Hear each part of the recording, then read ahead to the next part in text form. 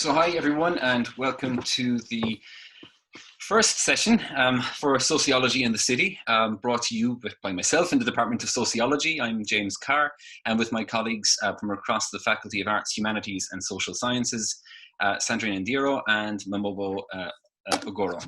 So I guess, first of all, I want to start by introducing people to the purpose of the session and what it is that we're about.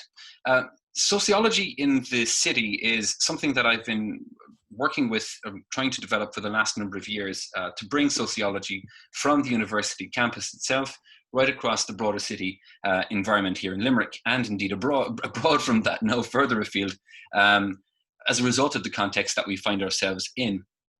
So this is the first time we're having a sociology in the city session, and hopefully it's the first of many that we'll have in the years to come. I guess I want to thank, first of all, my colleagues, my co-organizers, Sandrine and Mamobo, for helping me get this session, or working with us, the three of us together, to get this session up. And I'm going to thank my panelists in advance of their contributions, which are going to be great, undoubtedly, as well this evening. No pressure, folks, there at all. I'd also like to thank Dr. Marie Connolly, who's the Head of Equality, Diversity and Inclusion in the University of Limerick, for supporting this evening's session as well.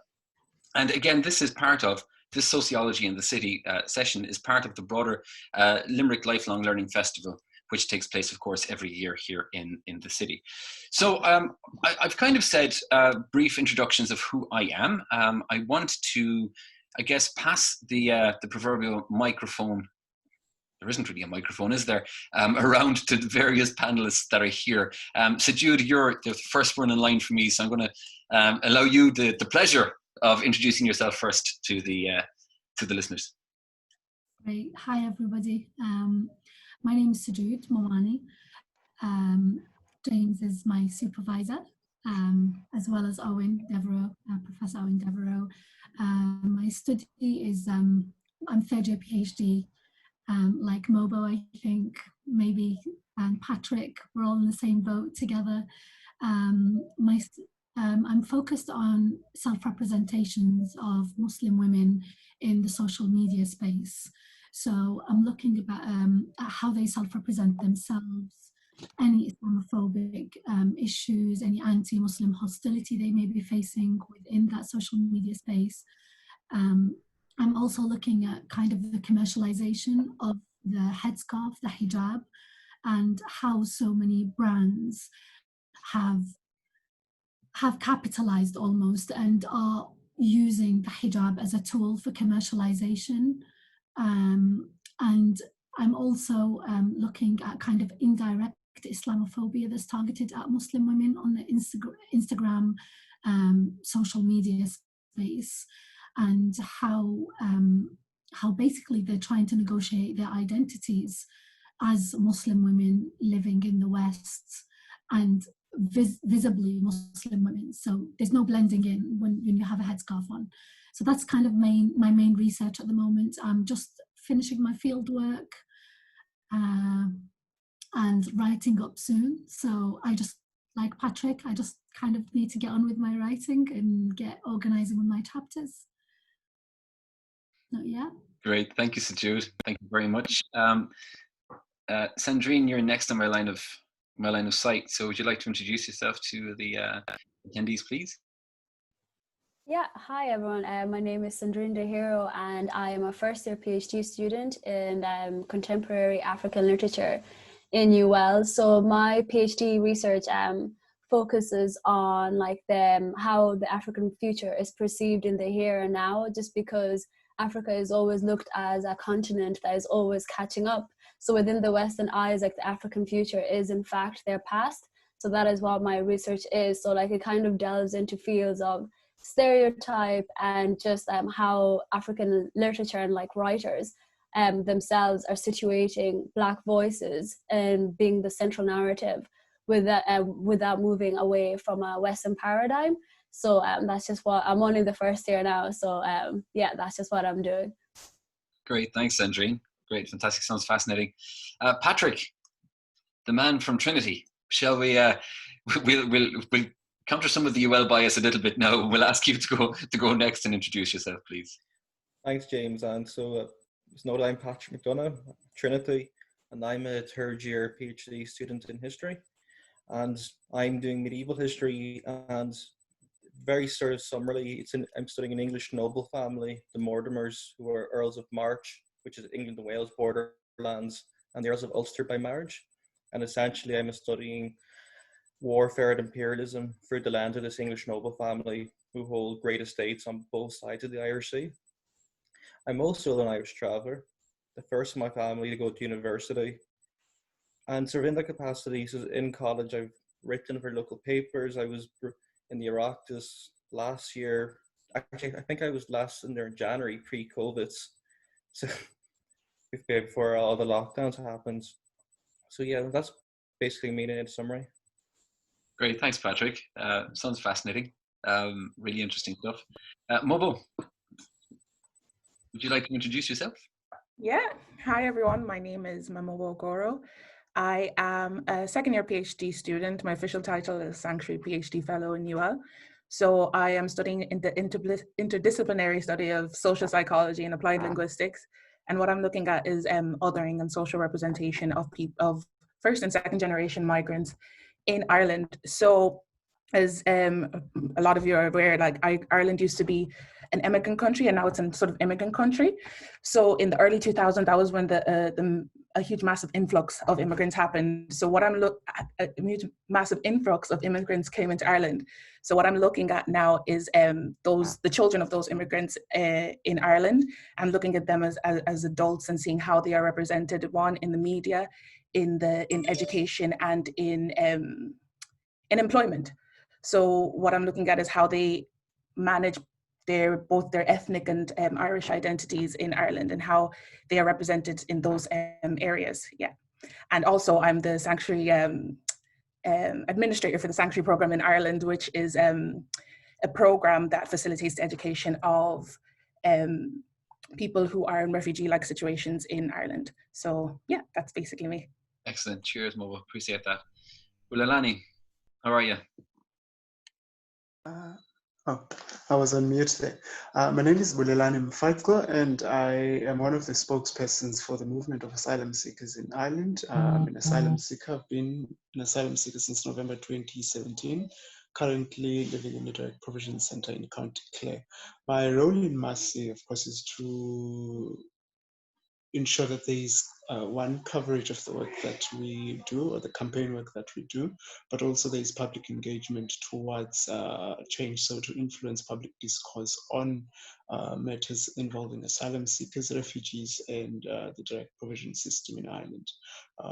But I'm mindful that I'm also an asylum seeker, so we also go through the same process that we're campaigning against. And so ours is to mobilize resources and mobilize and build alliances or coalitions to campaign against the system of direct provision. Fascinating. Thanks, Bulelani. Cindy Joyce, how are you? Hi. Hi, everybody. Yes, so my name is Dr. Cindy Joyce, and I graduated with my PhD from UL last year. And I suppose I have been, and I'm also an Irish traveller. I have been involved in activism for the past 10 years, and I have been involved in many of the campaigns around traveller ethnicity being recognised in 2017. So, and I suppose I have also done lots of lectures across different universities in Ireland. It's precarious. There are lectures here and there, as we know, in academia. But I have also, I was also a member of Council of State nominated by President Michael Higgins. Good. Thanks, Cindy. Thanks very much. And now a man whose photographs I admire quite a lot, Mr. Mustafa Darwish. How are you, Mustafa? Good to finally say hi in person, kind of. How are you? Oh, I think you might be muted, Mustafa. Are you, man? Oh, yeah, you're muted.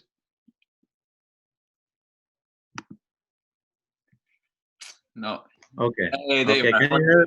Can you hear now? I can, yeah. How are you?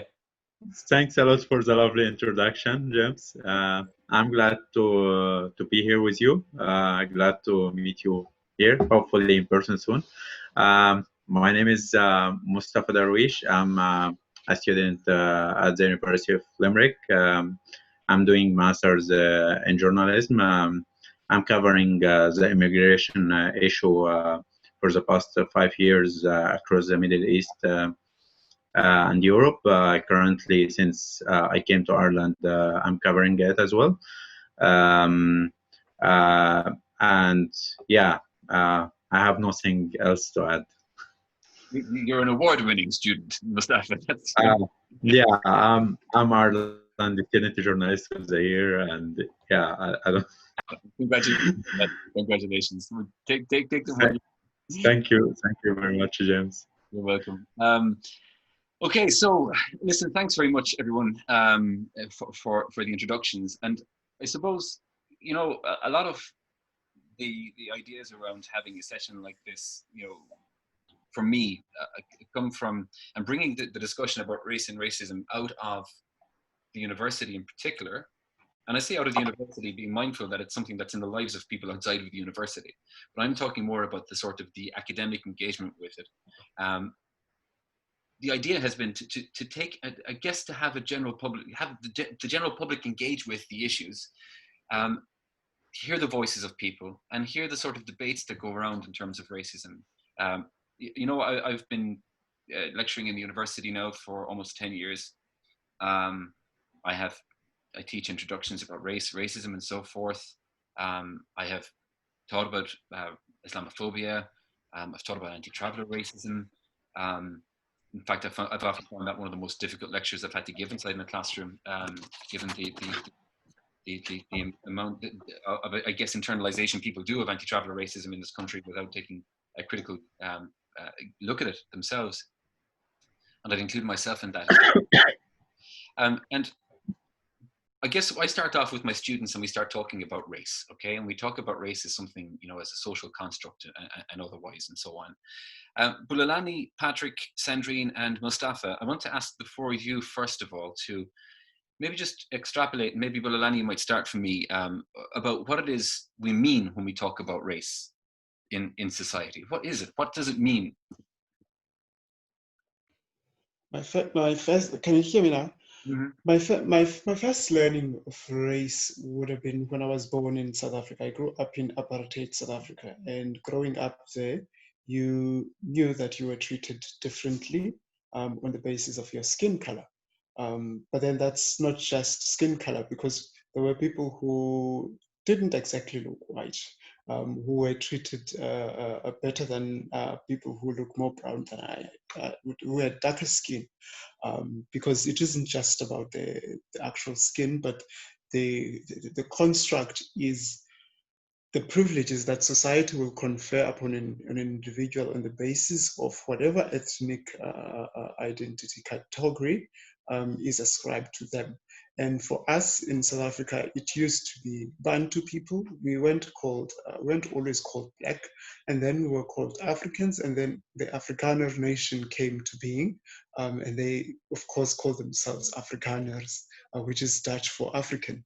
But before that, they used to call themselves Europeans in apartheid South Africa, which confused Americans when they came to South Africa. So if you were, for instance, in a public park, you weren't allowed to sit in a park bench that was not designated for your race group. So if it was for white people, it would have said Europeans and non-Europeans. If you're an American tourist visiting South Africa, that would confuse the hell out of you. You wouldn't know where to sit because you're not European. So you would sit with Black people. And so they started then identifying them. The Afrikaner who were ruling class back then started identifying themselves as African people, but white African people, they call themselves. And so the identity of African and Black became very negotiated and contested in the South African context. To this very day, it will depend very much on who you speak to when you start speaking about who is Black and who is not, because an Indian person in South Africa will identify as Black. A Chinese person in South Africa will identify as Black because they weren't treated like white people in South Africa in apartheid before 1994. They were treated like everybody else who wasn't white, like black people, and they were certainly called black people. In post-apartheid South Africa, they would have also challenged the law. We had affirmative action law in 1996 with the 1996 Constitution, paving the way for affirmative action. And you saw Chinese nationals who, not Chinese nationals, South Africans of Chinese heritage, who claimed that they were also discriminated in the labor market in apartheid South Africa, and therefore should be entitled to the same treatment that black people are receiving in post-apartheid South Africa. And the courts found in their favor. And so race is one, contested and negotiated, depending on where you are. So for instance, Trevor Noah in South Africa would be very much, it depends on which part of South Africa would be in. He would be colored, but he's in the US now. In the US, he's black. He's not, and he makes a joke about this, and he goes, well, back home, I wasn't black enough. Here, I'm finally black enough. Like, so it depends on where you are, but it also depends on the type of upbringing, I suppose, that you come up with, because quite a lot of people, we don't wake up and choose where we are born or which race group we belong to. So it isn't something that we go, oh, I want to join that. Contrary to Rachel Dolezal, who identifies as black, was born white, but it isn't something that we go, actually, I want to belong to that particular group. Today, I'm going to be white, because the history that comes with a person's upbringing shapes their experiences of life. And so they would also be influenced by that. It also influences not just the way you live your life every day, but how other people treat you. So whether you are, and it's across geography, whether you're in South Africa, whether you're in Britain, with this skin color and this hair, I think I'm black for all intents and purposes, based on that very appearance, but also the history that I come with. And then, of course, we have you'd get various types of racism. So you'd get white people who also experience racism, which is one of the reasons why it can't be just exclusively skin color kind of thing. You get people of Asian descent who experience the same or similar racisms that we all go through, based on where we come from, but also based on the histories that we share. Of colonial past, for instance, it's always one who is the colonizer and one the colonized that experiences a type of racism that has one attribute to it, which is supremacy and inferiority. So one is always superior to the other. We are taught, in fact, there was a great speech by one of the architects of apartheid South Africa, Hendrik Verwoerd. The black child should be taught from birth that they will not grow up in a world where they will enjoy full equality with Europeans. That's when the Afrikaner identify themselves as European. So you should be taught as a black person that you are actually not going to be an equal. You should be taught that you are inferior to the Europeans. And so the shape, that would shape your life from when you go to school, where you go to live, which neighborhood you live in, what kind of access to general public services you would have. It dictated your life from birth to death. And that's been the experience of racism, not just in South Africa, but across the world. Whether you can study it in traveler racism, in other ethnic minority racism, or in black people, you will always find that one, it's characterized by exclusion. Exclusion in social life of the country, exclusion in political life of the country, so in just where decisions and policies are made, but also exclusion in the labor market, particularly in the labor market, which then create a class division. You are always at a certain class if you are from an ethnic minority position. you will always be at a particular class. Whereas we have a very different setup in apartheid South Africa, of course, and in post-apartheid South Africa, where the ethnic minority is actually not the lowest of the social in the class hierarchy. It's actually at the very top. You can check the stats on South Africa and who owns the means of productions and who manages the South African economy, who are the senior managers, who are the CEOs, and who are the highest earners. And so you get not just the race doesn't just dictate your life from birth to death, but also in the various ways in which you interact with people on a day-to-day basis. Every single day of your life, you could be called a nigger. Like I was walking down O'Connell Avenue in Limerick, and a woman who looked visibly intoxicated raised her hand as if she was going to smack me and called a nigger. So we react differently to all those things as Black people and as ethnic minorities or migrants or people of migrant descent. You learn to take that. You learn to live with that because in general, it's nice we go and protest when there is a protest organized, but I'm not going to protest every time that I'm called a nigger, for instance. And so you learn to take that on every single day of your life. You kind of have to deal with that. I think I'll pause there because I talk about it. That was one of the things. That was one of the things actually, Bulelani, that struck me when I first started researching Islamophobia. You know, and the amount of times that people would say to me that, look, it's normal. Yeah, you know, that you experience racism is normal. And the other thing is, I can't keep on reporting every time I experience this because it's just too frequent. And so it is that. And Patrick, before I come to you, Patrick, I just want to touch on something that you pulled out there, Bulelani, which is really a really good thing to pull out and really strong in terms of when we think about racism. We often think about the disadvantages it bestows on people if we're thinking about it, right? Or how we consider another person as inferior. But what we don't think about is the privilege and the power that's involved with those who are maybe bestowing those kind of characterizations on people. There are some really good scholars who talk about how, you know, when you racialize another group, you're also racializing the self as well. So it's kind of a multi phase process, if you will. And of course, that social element is and how it's contextualized and how it's different across different spaces is really interesting.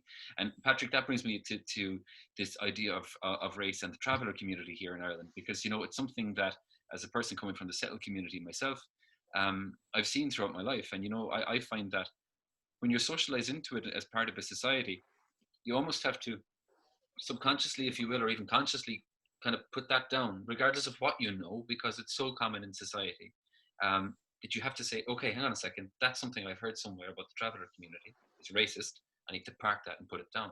But you almost have to, if you remember, Panty Bliss had this thing a few years ago about checking yourself. You almost have to check yourself. And I think it's something that within society, I think we should be a bit more honest about. But Patrick, please, race, your ideas coming from a traveller perspective. Thank you. So, I mean, before I start off now, I'll be the first to admit, of course, I'm highly aware of all these sociologists who are surrounding me as I'm outlining a story, which, of course, fills me with great great alarm and concern as I'm about to delve into a topic that is sociologists have really made their own in quite a good way. But I mean, race being travellers, I mean, which I would like Bulelani said, from a young age, I mean, for myself, I mean, you're always quite aware you're a traveller. I mean, it's quite an intangible, almost sort of concept that's as if, you know, you're as if you're born into it, if that makes sense. And I mean, from a young age, you're aware that other people, I mean, you're viewed differently. And of course, now in concepts of race, of course, I mean, obviously, I mean, in terms of skin color, I mean, of course, travellers are generally predominantly are going to be white. And then, of course, the mainstream Irish population, at least in Tyrone, where I'm from, is generally it's a white population. So obviously, when you sort of remove, when skin color isn't the obvious sort of marker of division, then new markers are arise. So obviously my surname is McDonough, and then Oma in Tyrone, of course, that'd be quite a common traveller surname, and it isn't, I think, I know, Galway in the west of the country. In different parts of the country, McDonough would be a common traveller surname. In other places, it could be Wards, could be Maughan, Stokes, O'Brien, depending where you are. So name becomes an obvious one. So even people who aren't a traveller and have that surname in that area, people might assume they are. I mean, and another marker, of course, is accents. Now, to anyone in Dublin, and I think I'm going to safely extend this to Limerick, if people who hear me speak can probably safely assume I'm from the north, from Northern Ireland, and that generally there seems to be kind of no difficulties there once I kind of go far down south and up into the islands.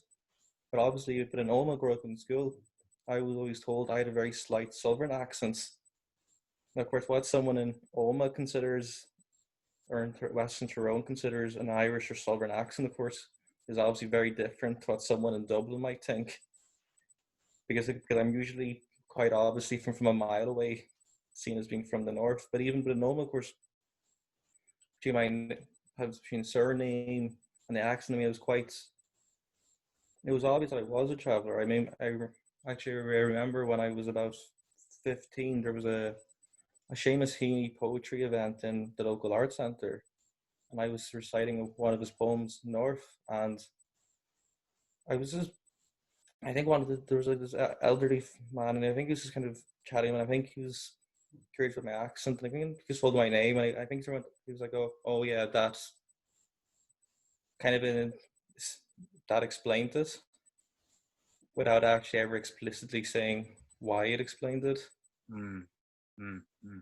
But of course, you believe in that there. Of course, once I leave the north, of course, no one, of course, picks up in Dublin. Of course, that's not picked up upon in quite the same way. But in race, I mean, with travellers, you see it often in media, for example, social media, for example. It's always, especially in regards to travellers being an ethnic minority group, it's a common, of course, this thing said by some people is that they're Irish just like the rest of us.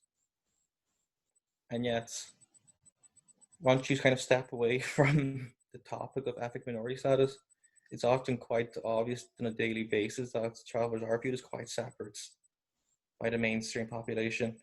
And even just some of the stereotypes, I mean, even for someone who does history, I mean, it's quite interesting is that, I mean, if you consider 19th century British stereotypes towards the Irish and perhaps even more globally, American elsewhere, the Irish are alcoholic, violent, fanatically Catholic, presumably a very large family.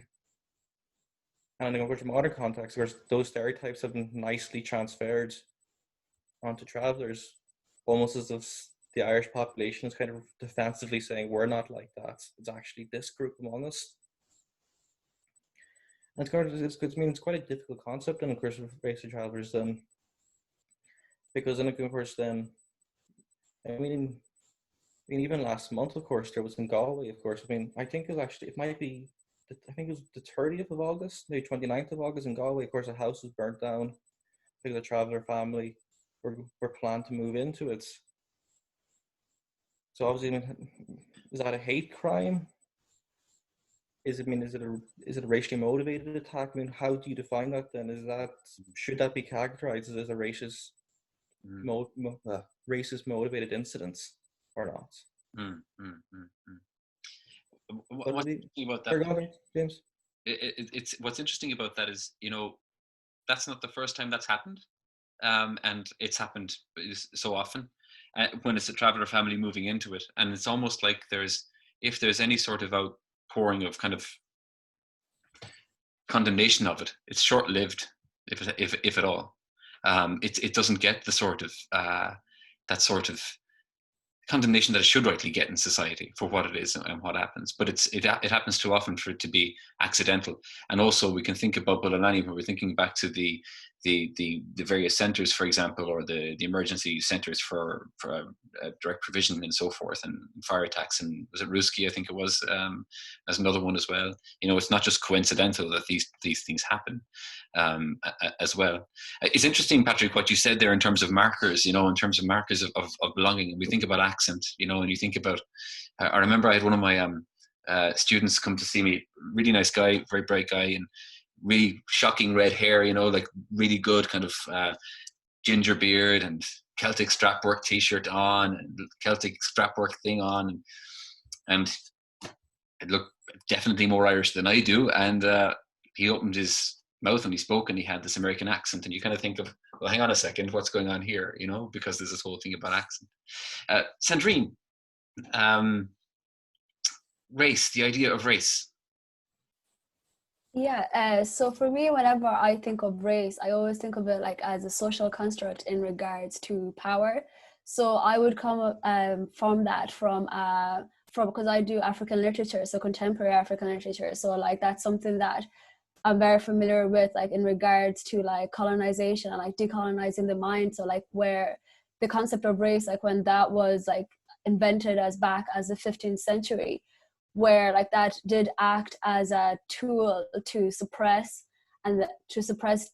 people just because of like their skin color and just different characteristics. The culture was regarded as just unimportant and stuff like that. So whenever it does come to race, it is just like, I just think about it about like the superiority versus inferiority. So for like an example is, I would remember I read Ta-Nehisi Coates' like Between the World and Me.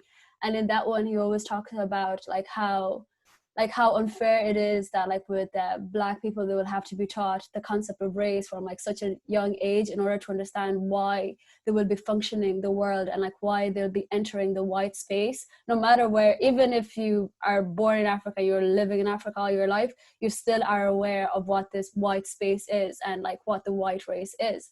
So like with him, he always talks about like how with a white child, like when they're born into the world, like they go through a blank canvas, like they can be anything that they want to be. But with a Black child, like their future is set there for them. It's like you're only going to amount to certain things. You're only going to reach a certain amount, and anything like that. Like for him, he does put it like in the context of America. So like obviously with America, with the concept of race, that will be completely different. But then whenever I think of race, like the issue of race, I kind of do adapt that mentality to like just as how it acts like as a tool to just differentiate and treat different people differently, just because of like either like in the 15th century, like with the racialized by like the biological racialization, like where they would take Black people like with their skulls and try to measure to understand how a Black person can be smart, like they would. And like that was always supported. And then like obviously now in the 21st century, like that concept of race, all of those ideas have been debunked, but like they're still there because there is still that argument. Like you always still see it, like where it's just like white is just seen as default, white is seen as good, Black is always seen as bad and lesser than, and any other ethnic minorities, they follow suit to that. And like that is something that goes along with the misconception of race and like that power.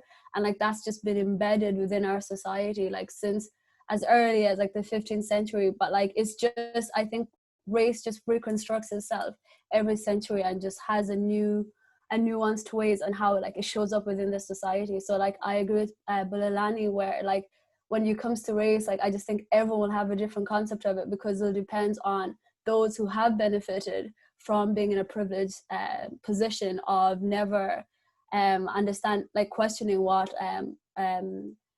entities or any privileged situations that you get from being in a certain race, because as Bulelani say, like you don't choose it, like you're born into that.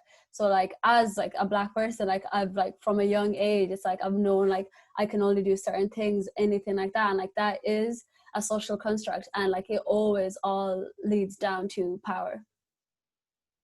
It's fascinating, isn't it? That like, it's so front and center from so early, when you're from a racialized group, a racialized community, whether it's from the traveler community, whether it's from, a Black community. And I guess historically, and there's lots written on this in terms of Irishness and how we understand Irishness, and maybe, previously being born into Irishness and feeling it, but maybe not feeling it so much now. And, there's that book, is it Anakyev, who talks about when the Irish became white, for example, so which is a really fascinating discussion. Mustafa, what are your thoughts on the idea of race? How do you understand it? For me, in like I can say race in biological taxonomy, we can say that the dealing with human beings as the color of those human beings will reflect their background, whatever they are. So, like for example, if the person Middle Eastern, it will be dealing with the person about what the media say about the Middle East. If the person is black, so they will be treated in how the media say about Africa. So I can say that the race is treating people people based on where they came from, and this is happening so often. If we give examples, some companies are not hiring people from specific races, such as travelers community in Ireland, or asylum seekers, or Asians, or whoever, without looking on how this person might be very, very useful for the company, how much he or she might be even more qualified than the selected candidates. The color just makes big difference. It makes a big difference.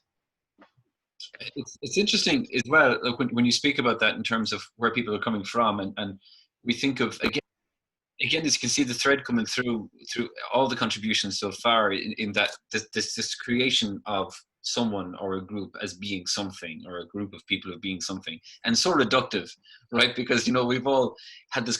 I think all of you have mentioned about Africa, and it's kind of because how it's viewed through that kind of the lens from outside of Africa. Sure, it's like just one country, right? As opposed to this really rich, diverse, such a vast continent anyway, and there's so many different cultures, religions, and so forth flourishing there. It's so reductive, but it brings us back to the ideas of these, how we construct the traveler community, how we construct people of Middle Eastern background, how we construct people of black background as being this one thing that we ascribe things to, and indeed how we ascribe things to Irishness in a sense as well. Okay, I want to, Mustafa, if you stay with me for a second, just then, knowing this in terms of race, how do we understand racism then? What is racism? It is usually not something that easy we can record. Like the race is something also not published. Like when I mentioned about the companies who are the companies that not hiring people from specific communities, such as like nationalities or Irish travelers or whoever, I can say that it is not so big difference than race, but it is something more visible. Like we cannot get information from HR employees that like why you didn't hire that person. Is that because of their background? Like it is more visible discrimination than race. There's again one of my favorite scholars, and refers to it as to try to make that distinction between race and racialization. Refers to it as exclusionary practices. Yeah, so it's the sort of the output of the mindset that creates the other. Yeah, it creates the person who's from a Middle Eastern background, whatever it might be. Cindy, can I bring you in, please, and ask you to give us your perspective on the concept of racism? Yeah, I suppose the concept of racism, I suppose, it is different to what race is, but similar as well in a sense. But I suppose if we're looking at race as a social construct, we're looking at racism as the reality of life for a lot of different groups in society. And I suppose when you're looking at that, the racism can be either individual racism, which is something that can happen on a daily basis, name calling, for example, and being bullied and picked on, being not hired for a job. being excluded from hotel services, being not allowed to go into bars, etc. And then we're looking at where we have institutional racism, where the racist barriers, to be specific, the racist barriers are embedded into the structures of institutions across all levels, from schools up to government level. So we can see that through those racism strategies, I suppose, we can see that people in Irish society, like Ireland, it's very unique in a sense to different countries because of our history and our background of being a colonized country, and coming out of that colonization concept, and we're looking at a post-colonist country. But I suppose from the Minker community perspective, we feel that we are still a colonized people in Irish society, because of the amount of racism and discrimination that we experience on a daily basis. And I suppose if we're looking at that, we can see the damage that racism does to people in society. Like if we're like Patrick talked about how those stereotypes of Irish, the drunken Irish, the fighting Irish, the uncivilized Irish, the barbaric Irish person, all those stereotypes being transferred from the Irish general population onto us after independence. And you can see that all those stereotypes, when they were pushed onto us, it was in a sense that Ireland was in a place where they needed to kind of move away from that stereotype that they were seen as globally, and they needed a new identity in the world. And to create that new identity, nationalism became one of the most important things in Irish society then. And I suppose part of that was to be Irish, and the questions came in then, what was Irish? And there was an emphasis on, I suppose, the romanticization of the Celtic Irish image in society. And within that, they had to kind of put kind of a division in society, where we were seen as those people that were the barbaric people, the uncivilized people, the ones that were unwilling to, I suppose, settle into houses. Because if we look at Ireland as a history going back thousands of years, we were a nomadic country in general. And I suppose sedentarization is relatively new in Ireland if we're looking at it globally. And we can see that if we look at how we as a community, the Minker community, have been constructed in Irish society, we have been constructed as that other that is not willing to, I suppose, accept an identity put onto us that is expected of us. You know, we have been fighting for our ethnicity rights for decades now, and I suppose a lot of people had this myth that there was a separation of the Minker community and the general Irish population, particularly after independence and throughout the 20th century. But that separation has always been in Irish society. When we're looking back at, I suppose, the British policies against us, you know,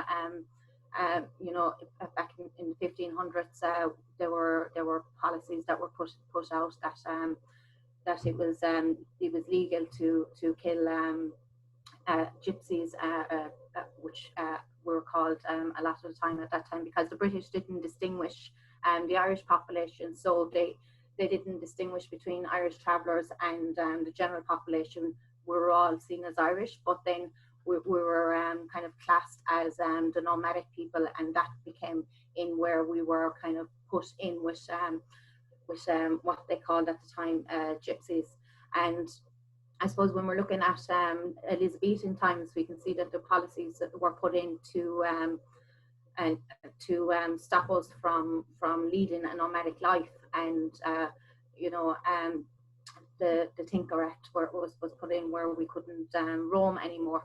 and policies kind of went up through the ages. But if we look at then when we got independence, a lot of those policies and strategies stayed in Irish society against us, and already our identities were seen as separate to the rest of Irish society, and a way for Ireland to, I suppose, the main aim for Ireland, I suppose, particularly, I suppose, 1963 report coming up with the 1963 report, Charles Haughey, the Taoiseach at the time, he wrote into the report that there can be no final solution until itinerants, as we were called at that time, are absorbed into Irish society. Now, if we're looking at that, that isn't it's less than 2 decades after World War II, with an actual final solution, and the destruction that came out of that.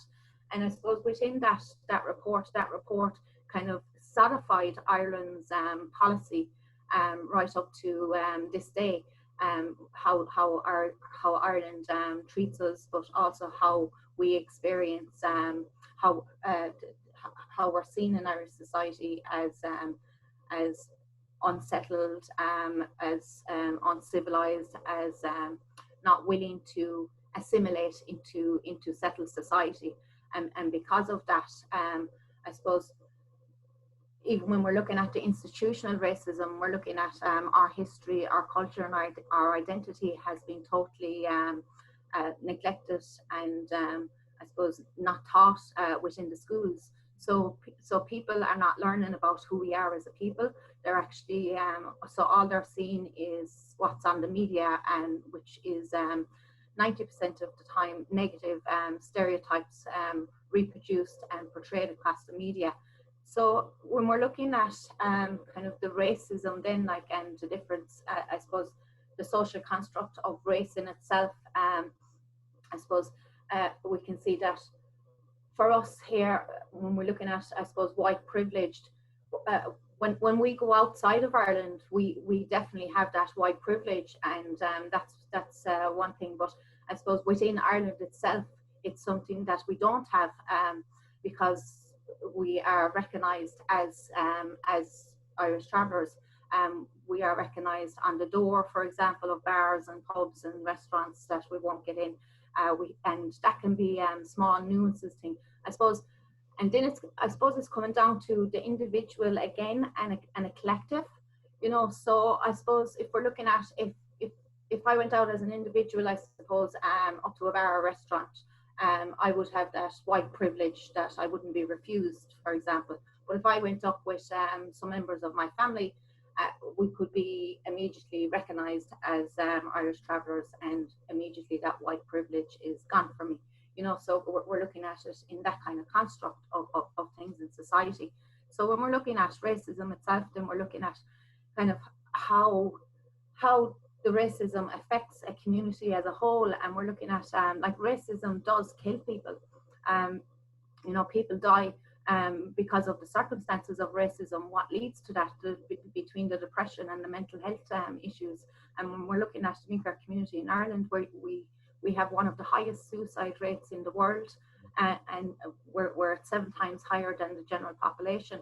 So when we're looking at that, what we need to do is kind of look at how Ireland itself, and I suppose it's not the fault of I suppose everyday individuals in Ireland, you know, because as you said there at the beginning, James, you grow up and socialized into this type of, that it's okay to be, I suppose, to have those stereotypes and perspectives about the traveller community, because that's all you have been taught about the community, and that's all that you have seen within Irish society, and you haven't critically looked at the other side of it, and not on your own basis, but on the basis, through the fault, I suppose, of the higher authorities, and that being both the media and the government, to be in control of what goes out, what information is put out into society. And if we look at now how fake news is looked at, and we can see that everything is fact-checked a lot of the time. But when we look at how the media portrays and how we are seen in society, that is never fact-checked. It's just put out there based on the knowledge that they think is true, because it has been reproduced continuously for decades and decades of this idea being somehow the truth. You know, Cindy, I remember when I was in primary school at home, I was streamed in my class, and I think I was streamed in my school because of class position. I come from a working class background, and I remember most of the kids who I was streamed with were from the traveller community as well. So there were no kids from the traveller community outside of that class stream. So you had like an A, B, C, and I was C. And the guys in my class, lots of the guys were travellers. There were no travellers in B. As far as I can remember, there definitely weren't. I'm 99% sure. Definitely not an A. So it wasn't based on ability in anyone's case. So I managed to I was in school with, I knew a few lads or whatever, but the more, and I don't think people actually, unless you do look at the context of anti-traveller racism in this country in terms of how those strategies, you mentioned the Act of 1963, the Housing Miscellaneous Act as well, but you know, the underspend on traveller appropriate housing and so forth over the last, it's more, I mean, they're talking a lot, Cindy, haven't they, in the last, about the last year or so, and Patrick, but it's been going on for a lot longer in terms of underspend, in terms of the money being brought down. And then in terms of the context of COVID-19, all I could see, the only thing I could see in COVID-19 was the fact that they had this kind of moratorium on the evictions, forced evictions for the traveller community. But outside of that, I don't know what, and water butts or whatever were provided, and so the minimal sanitary kind of things that were provided for the traveller community. But you know, like this it's persistent and it's consistent, and it's I did a piece there for the European Union Fundamental Rights Agency over the summer on the impact of COVID-19 in the traveller community, and like, you know, it takes me back, Julia, like takes me aback every time. Do you know what I mean? Because you kind of like, why isn't this being provided for the community? Do you know what I mean? It's stuff that you think should be provided, and it's not. And of course, it brings us back to the policies and the strategies you're talking about. You know, for example, not being able to take a case, you know, if it's for accessing a licensed premises and stuff like that. If you're discriminated against in the traveller community, that's a policy that someone thought of and has implemented in the last, what was it, 2000 odd? What was it, Cindy? 2000? 2001, I think. 2001, yeah. So like, it really. That's one of the biggest problems, I think, in society, in Irish society, is I suppose that latent discrimination that is embedded within policy, that leaves us as a community not only marginalised and isolated, but literally dying from the policies that are implemented. And I suppose the silence of the rest of society with that, you know, and also I suppose the barriers that, as you said, are put in at every stage, that we can't fight this. It's continuously consistent. And I suppose if you look at over the COVID-19 period, like there was a lot of people that are living without running water, for example, without sanitation, and that just it's something that just keeps happening in our society against the Minker community. And if we look at kind of how the sites are even located, many of the sites are located beside city dumps, if they're in the city or in the county, beside dumps, and or else built on top of former dumps, you know. And there has been sites where I have walked on where the actual ground is actually moving because of the dumped rubbish that is underneath, and just the tarmac across the road, across it. We can see how the sites are like the barriers that are put there. There's only one way in and one way out of these sites, and usually they have height barriers, and these height barriers are put in to stop other Minker families from pulling in their caravan into these sites. And that barrier, it not only stops the community from pulling in, but it also stops things like an ambulance from getting into the site. So an ambulance, if there's a sick person on the site, the ambulance cannot get in. into the site. It stops fire brigades from being able to get into sites as well. So these things are just, they're life and death situations that are continuously Ireland is allowed to get away with. If, like, for decades upon decades, the international human rights organisations have recommended Ireland to do something about the situation, but Ireland just continues to ignore that situation. When we're looking at how Ireland, I suppose for me, I think that it becomes for us as a community of how Ireland has got away with this for so long. The breach of the human rights is there, and the evidence is there. The human rights organisations have said it, and the reports are there, and it's just a continuous report after report after report after report for decades upon decades, with absolutely nothing done. You know, if we're looking at traveller ethnicity recognition, for example, like that is it's something that has brought positive perspectives in a symbolism way, I suppose. But if we're looking at it for anything, there is no legality to it. You know, it's not legal. It can't be used in any way. It was just for me, it was a mirror screen that Ireland used for Europe to say, look, we've recognised the travellers as an ethnic group, as an Indigenous ethnic group in Ireland, and that was it. It was a statement that was made up in the Dáil, and it's very easy for any other Taoiseach to come in and to retract that statement without any legality put down in that. So that's how precarious that is, you know, and that is worrying as well for the community. Absolutely, thanks, Cindy. I'm mindful of time. Wow, time is flying away, and so I'm going to shoot a question at you, Mobo, and then maybe move on to talk to Mustafa and Sajid about Islamophobia. Mobo, so listening to what we've listened to there for the last 40 minutes or so now, do you think we're better off speaking about racisms as opposed to racism? So that's a tough question now. So when we're thinking of racism, in my opinion, coming from a social psychology background, I would say that it comes from this idea that we as humans, we're in social groups, and whether they are groups that we're born into or groups that we create. I always explain it to people in terms of like football. So if you have like a football team, for example, and you support Arsenal or you support Manchester, you have created a sort of social group of people who like Arsenal or Manchester.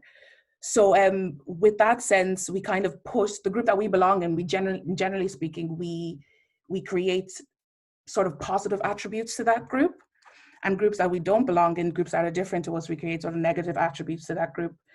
So generally speaking, when we create those divisions in terms of difference, it creates a sort of like hostility, and it's in social psychology, it's called in-group bias. So when we're speaking of racism,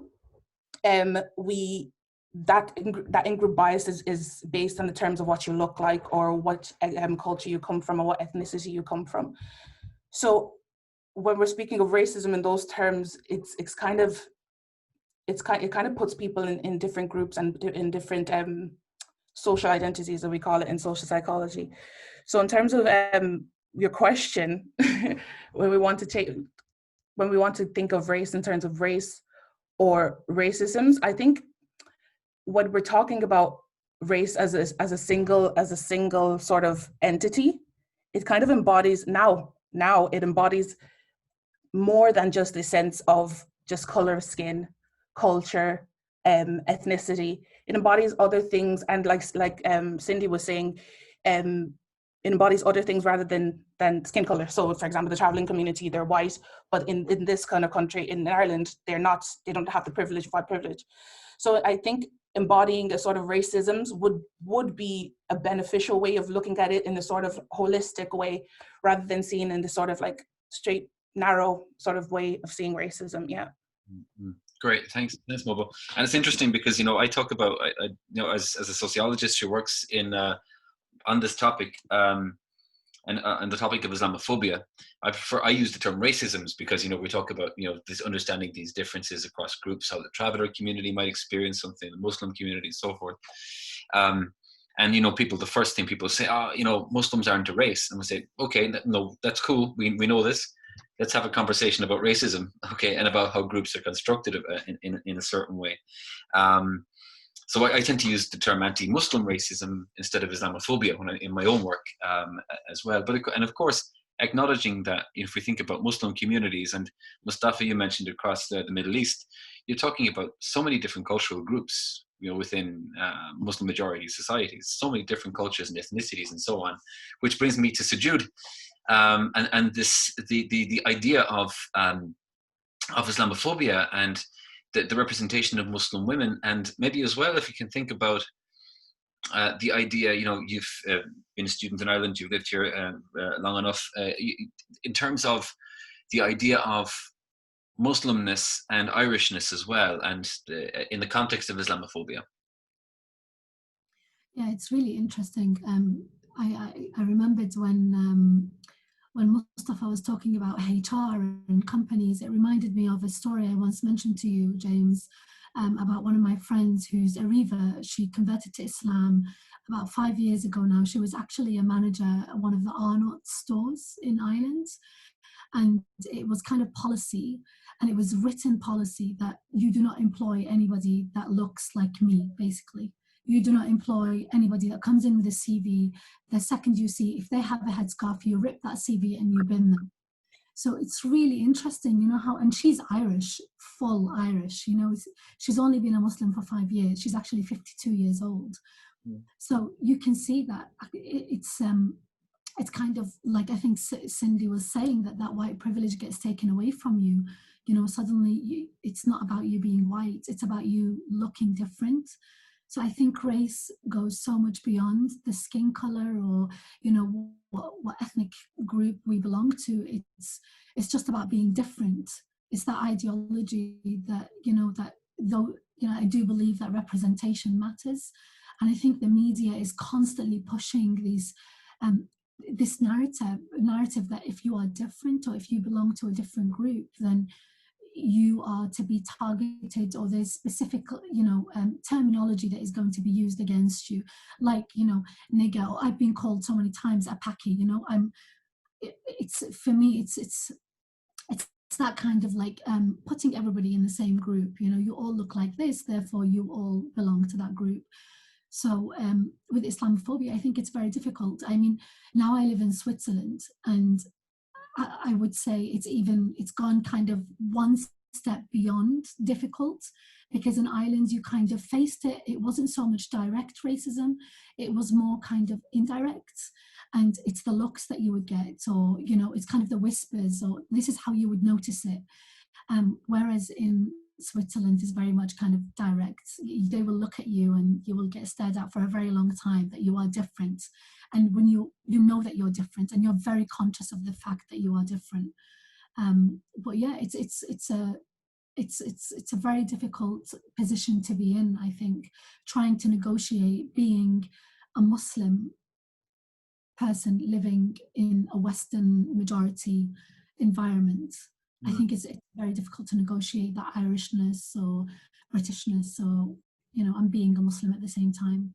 And before I come to Mustafa as well, just to ask about those kind of representations, in terms of Muslim women and your research on Muslim women and the representation and the sort of the manner in which Muslim women are presented in media discourse, popular discourse, how would you characterize that? Go ahead. Yeah. Is that for Mustafa? What's for you, Sujud? You go first, and then Mustafa. Yeah, go ahead. Sorry. So sorry. It's okay.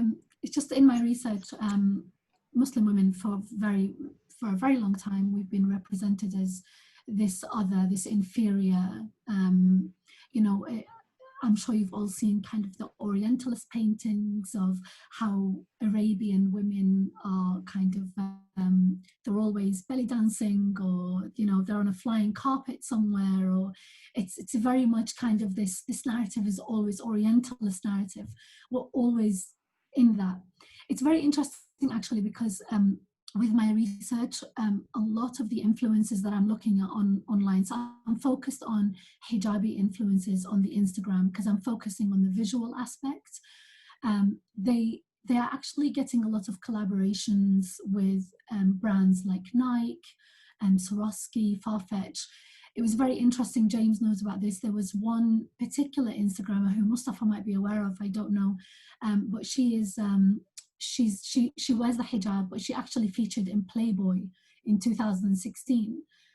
That was a very big shock because in a way it kind of romanticized this idea of the Muslim women being exotic, and it fed into that narrative, you know, of being, she featured in Playboy fully clothed.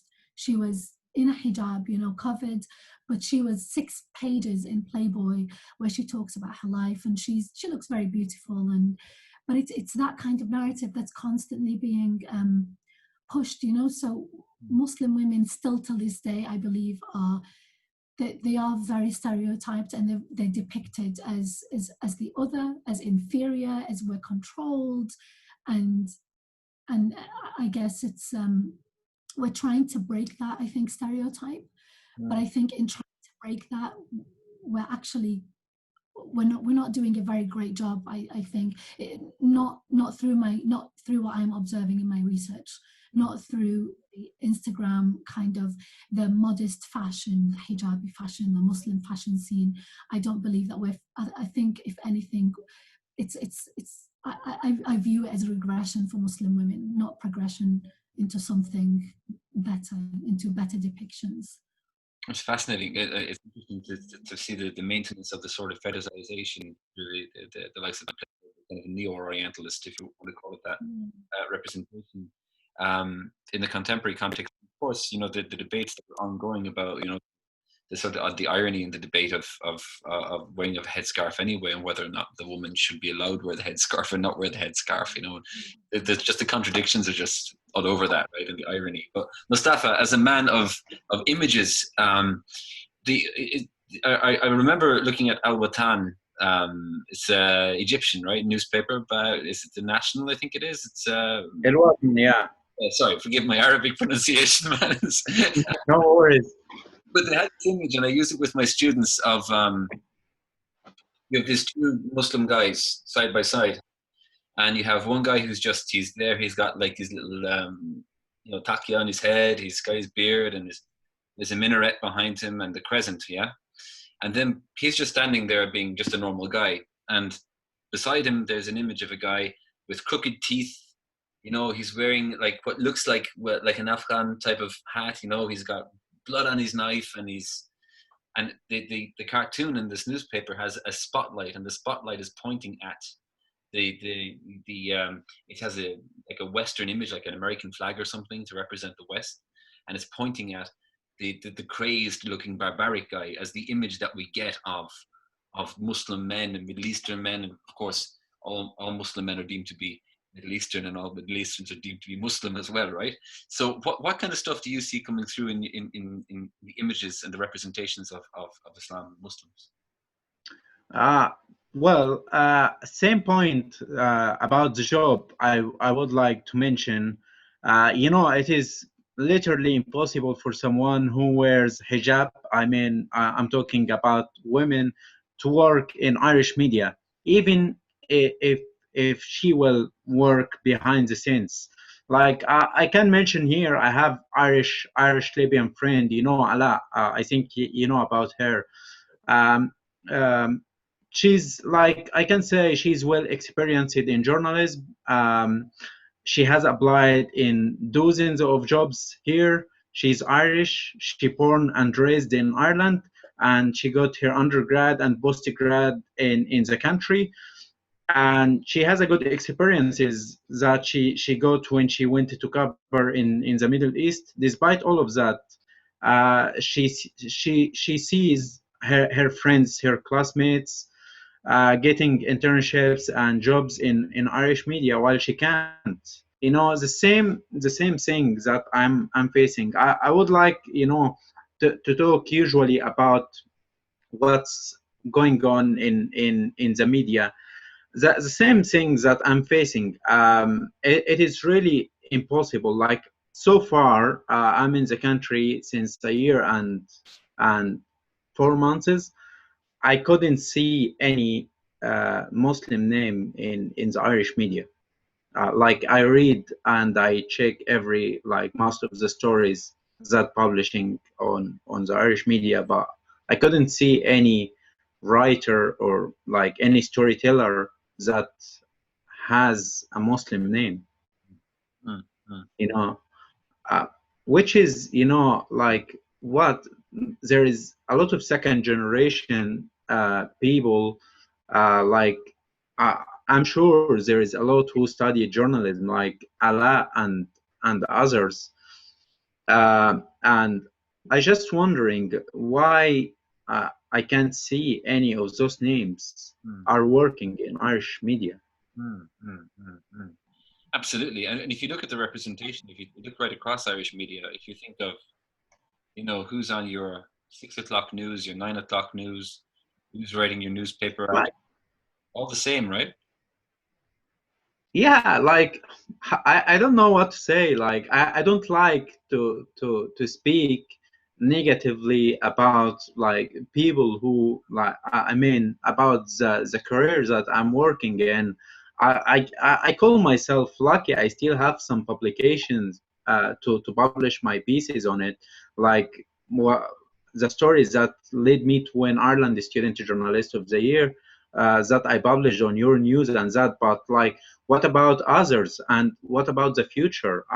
It is like now I'm working in restaurant because I couldn't get any internship. The freelancing work, because I'm doing very little pieces. It doesn't help to put food on table. So I have to get something else to do while my classmates and everyone is working. I have applied for, like, I don't apply for writing jobs. I am applying for the things that I'm expert in it. Like I can say video journalism because I'm not native English. The things that I'm already expert, I'm teaching it at the moment in number of universities, but like, and I see, sorry, you didn't went to the short list. What? Like, why? Like I'm working in this. Then I see someone who never worked in. I checked and I saw that who never worked in this industry went to the short list. So I just wondering why there is no any Muslim name. I'm not so, like, I'm not 100% a religious person, but I'm talking about others, who are struggling. Like Allah is in this industry for 7 years, but she never published something in Irish media. It's amazing, and there has been research published on this, that looks at the biases towards particular names, the traditionally Irish names, and those names that are deemed not as being Irish, right? And I mean, Irish. Yeah, well, in my country, in Egypt, back home, there is international journalists working in Egypt, and like there is Egypt. The majority of Egypt is Islam, but there is a lot of Christians working in Egyptian media. Like, it is just I got shocked when I saw the real situation. Mm-hmm. It's interesting, actually. Before I come to, I'm going to go to one more question, and I'm going to ask it to Bulalani, Cindy, Sajud, and Sandri. But everyone else, you can pipe in as well if you want. Okay, but kind of brief enough answers if you can do in terms of answers for it, please, because I just want to open up the floor a little bit for maybe 5 or 6 minutes to allow people to. People who are watching in the audience to ask maybe 1 or 2 questions. A quick point to note, there was an interesting piece published in The Guardian today, specifically looking at the position of anti-Muslim racism in Europe and how prevalent it is in the European context as well. And also some research published in Ireland in July of this year that looked at public attitudes towards Black communities and Muslim communities, making them both distinct for a minute, right? And attitudes. For example, would you live next door to a Muslim person? Would you live next door to a black person? And we've seen this with the traveller community as well in the last few years. And the degrees of how these things maintain and persist is just it's endemic. But anyway, the question I want to throw out first of all, and Bulelani, I'm going to start with you on this one, and then maybe I'll move to Cindy, Sajud, Sandrine as well. What can people do, people who are watching this evening, in terms of making tangible steps to support people in the fight against racism?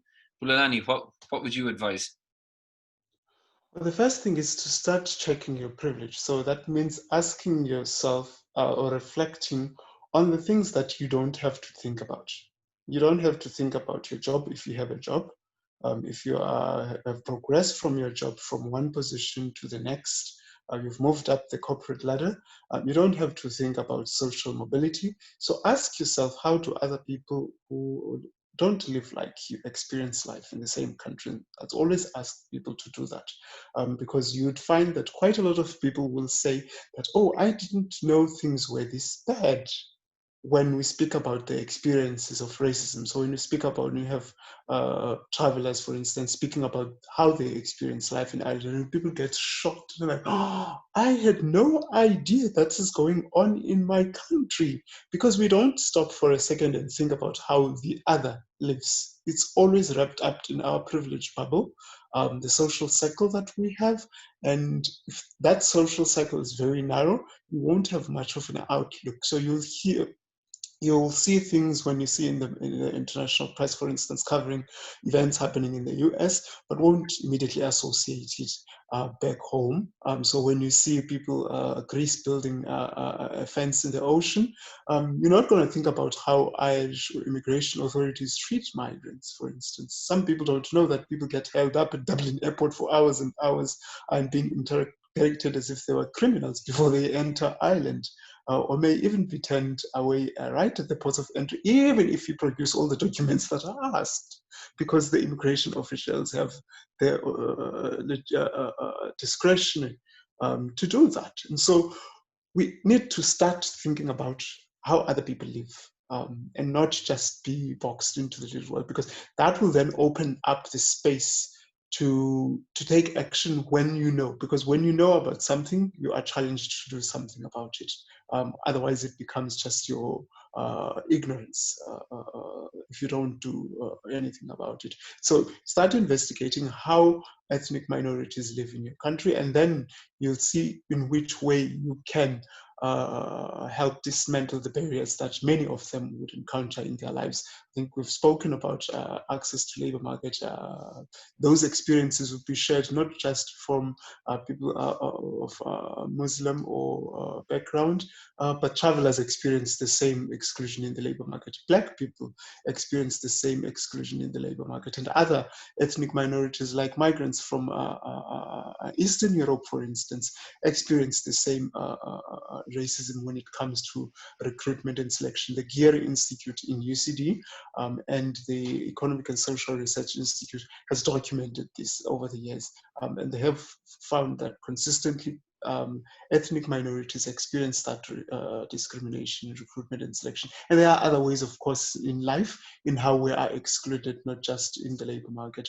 Once we then know those things, we're able to challenge ourselves and change our social perspective and have conversations in families around the dinner table. You'd be very surprised about how many racist or bigots, different kinds of bigots, are sitting at dinner table with you if you haven't engaged in these discussions, because you start seeing, you'll be shocked when people start expressing it, because quite often we don't express our bigotry. You don't go in and flaunt that you are a homophobe or that you are a racist, unless you're, of course, in the far right or attending their protests. But most people don't go about flaunting their racism. Most racist people don't go about flaunting their racism. They will express it only when there is something that triggers their expression. So maybe there is an article, there is a piece somewhere that speaks about a particular group, and they may make a comment that you find repulsive. Yeah. And that's your duty then, to actually engage and educate. Because it's not my duty as a person experiencing that racism to be going around challenging and educating privileged people about their privilege. Yeah. What's really an interesting point about this as well. Again, when we're talking about racism and racists and who is racist, it's difficult to challenge inside, and it can be difficult to challenge in the home. If it's there in the past. But the great myth, of racism as being something that comes from a working class group only, is one that we need to challenge as well, because it's not. We've seen the data speak to it. In fact, that research report I spoke to a moment ago about the attitudes towards Black communities and Muslim communities, published during the summer by Fran McGinnity from the ESRI and colleagues, spoke specifically to the fact that people with a higher level of education were better at masking their racism. It's not that they're less racist. Okay, I'm going to move on. Cindy, what would you ask in terms of what we can do to take tangible steps to challenge racism? Yeah, I agree with Belani that people need to start to question their own perspectives, their own biases, and their own identities. I suppose they need to look at themselves first, and then once they see their own self of who they are, they need to look at how everybody else in society lives. And I think that I suppose it can be very complex for people. I suppose in how to practically, I suppose, challenge the racism in Irish society. But I suppose there are steps that people need to take, and that is challenging your family and friends at the dinner table when they're speaking racist language. That is educating your family and friends. I suppose, as Belani said, it's not up to us to keep educating the privileged people about it. It's not up to us to keep repeating our same stories, our same experiences, and reliving that trauma continuously in order to get people to change their minds about differences in society. But I think that on a society level is different to on an institutional level. I think on an institutional level, I think all institutions need to take the steps to challenge the racism that is within their institutions. Whether that's anti-racism training to all staff, both existing staff and future staff coming in, and ethnic and cultural, multicultural training as well. And I think that should be mandatory in every workforce, and it should be. And I think that also that the managers of these companies need to have quotas for different ethnicities going into their workplaces. There are a lot of minorities within Ireland that can't get work because of who they are. As Mustafa was talking about, if we look at the Minker community, like only 15% of us are employed. So that's 85% of a whole ethnic community unemployed in Irish society. And like the survey was done that over 82% of Irish employers would not employ us. So one counteracts the other, which leaves us in which the European Fundamental Human Rights survey that was published there last week, the results of us living in acute poverty. 1 in 5 of our children are going to bed without food in their stomachs. And that is to do with, I suppose, a lot of, as I was saying, the institutional embedded policies or lack of policies as well that are also inside in these institutions. And I think that from an early age, children need to learn the beauty of difference, and not that difference is something to be afraid of. They need to learn how diversity brings society forward, and I think that can be done from preschool right on up. So by the time that the next generation comes out of secondary school and into third level, that they will have some idea of the differences in Irish society, but they'll also be able to critically think of what is being fed to them through the media in the negative aspect, that they need to look at what they're reading. And I think that also, like, a lot of the time when people are sprouting off their stereotypes and their racist comments about my community, these are the same people that have probably never even met one of us. They don't know They've never sat down and spoke to us. They've never went for a cup of coffee with us. You know, they've never socialized with us. They don't know who we are. You know, they're just going by what they've heard, or their friends, cousins, uncles, mother's brother. You know, had an experience. So therefore, all the community. So I think that people need to challenge that on a deep way. And just in accordance with that, there was a lovely thing that happened there about 2 weeks ago. I was on Twitter and I came across this comment, this comment from a person that she was giving out about her manager at work, asking her to follow travellers around the shop, you know, in case we would steal. And what gave me hope was her challenging that. She wouldn't do that. And when she challenged her manager on that, her manager told her that there was nothing that she was going to do about that, that was their policy. So she came on, and I seen her comment the following day is that she gave her 2 weeks notice for in her job. So that shows true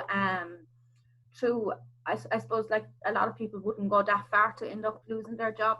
But for me, that gave me hope that if there were more people like her in Irish society that challenged these people, well, then in the first place, the managers wouldn't have, I suppose, the leeway and the justification to get away with these racist policies that are already embedded into their companies or institutions. Thanks, Cindy. Got really tight on time. So, Sandrine, I'm going to ask you, if you don't mind, I'm going to be rude. So I'm going to say like 20 seconds. What can people do with 30 seconds? God, it's not fair, is it? I'm sorry.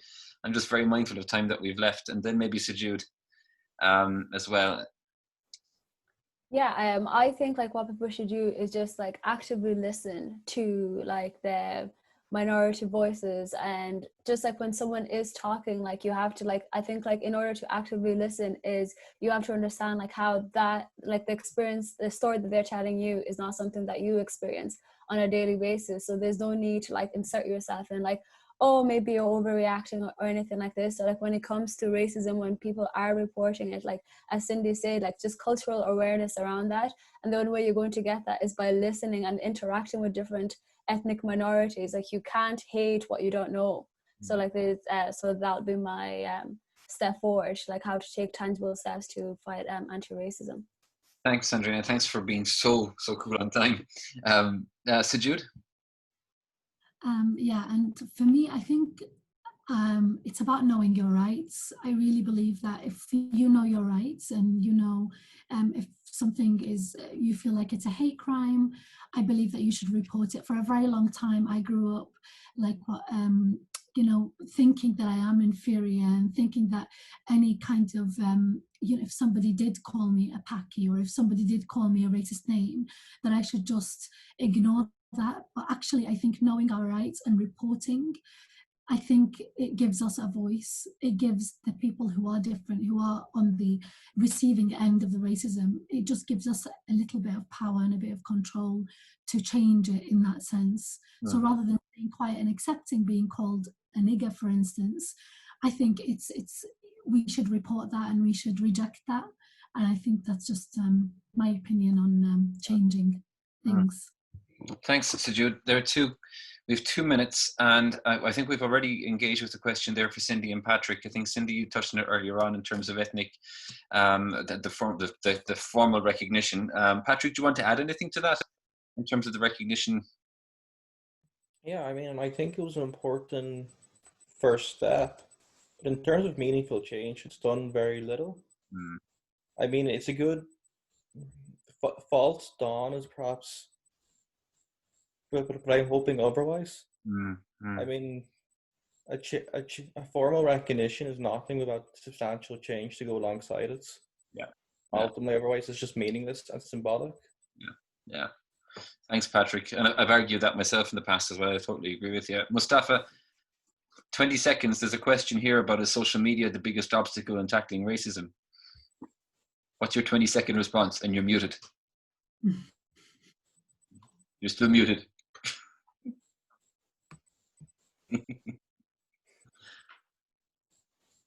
Hey, well, the people or social media can do something while the government doesn't.